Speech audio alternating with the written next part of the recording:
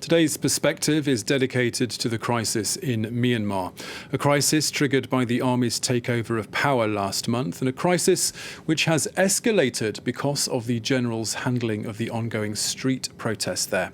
Today's guest is Phil Robertson, a researcher in Myanmar with Human Rights Watch. Thank you very much for being with us here on France 24. I wanted to start by asking you to describe in your own words, just a few words, what actually is happening in Myanmar.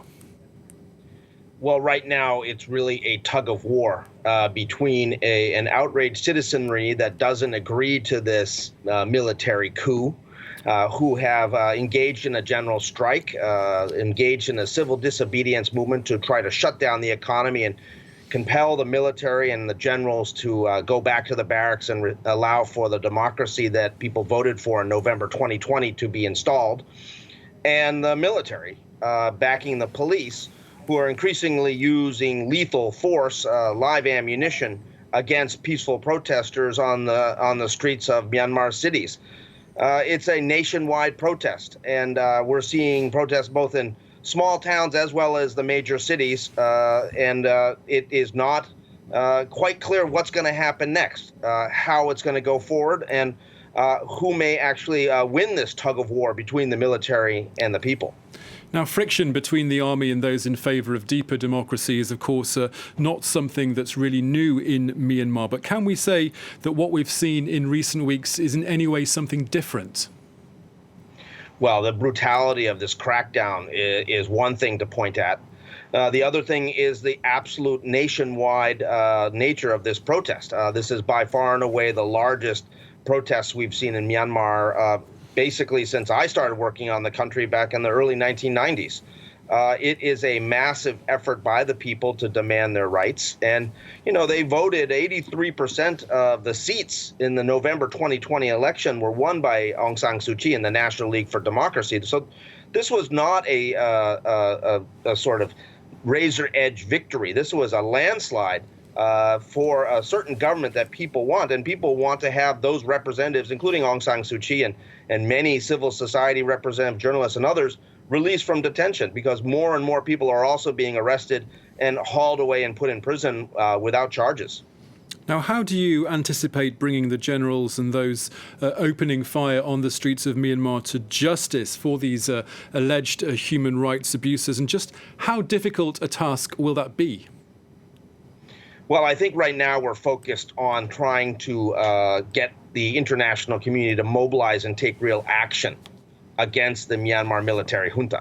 That means not only focused on targeted economic sanctions against the military leaders, for instance, Senior General Min Aung Hlaing and his various different top-level military people at the head of this military coup, but also the many military companies that operate in Myanmar. There are two major conglomerates controlled by the military, the Myanmar Economic Holdings Limited and Myanmar Economic Corporation. And they have control over wide swaths of the economy, including much of the natural resource extraction. So we need to see targeting of those companies as well. To date, we just have not seen that much action by the international community.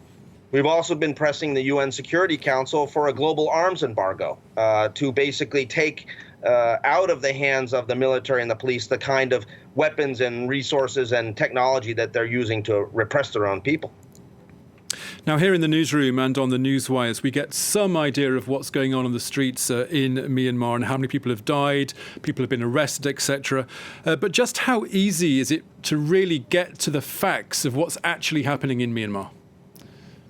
Well, what we have seen is a really energized citizenry. People who are using their mobile phones to document everything that the military and police are doing.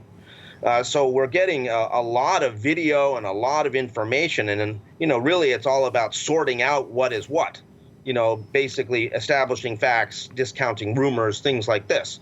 But more recently, we're now seeing an effort by the Myanmar military junta to shut off the internet. They've been shutting it off every night from 1 a.m. to 9 a.m. there. But now we're seeing actions against the mobile internet data, the way that people mostly get their internet access in the country, which is through their mobile phones. And we're worried that there's going to be a cutoff of Wi-Fi and perhaps even fiber to try to plunge Myanmar into the dark and try to isolate the people so that they can't say what's happened to them and what the abuses that they're suffering. Now, as you were mentioning earlier, we've also seen a large number of people detained during this pro-democracy movement, these pro-democracy rallies, not least, of course, as you were saying, Aung San Suu Kyi. What more do we know about the conditions and the treatment that these people that have been arrested are facing? Well, many of these people have not been formally charged and are being kept incommunicado.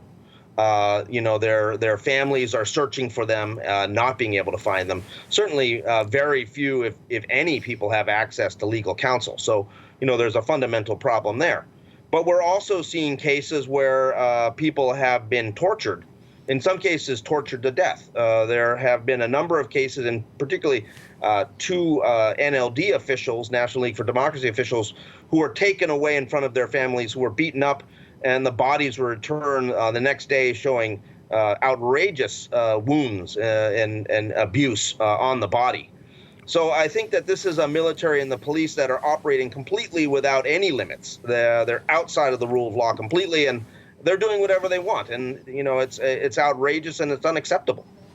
We're also seeing hundreds of people flee the unrest. And just yesterday, we heard that Thailand is preparing for a surge in refugees. There is a danger, isn't there, that this could all become one huge humanitarian disaster or crisis? Well, I think that is certainly the case. And people in Thailand are certainly talking about that today. The military has been assigned by the government here to establish the various different places where reception centers where people could be brought in. There's a lot of concern in Thailand that people fleeing this way, be quarantined. There's a worry that, COVID-19 could be spread by people coming into the country.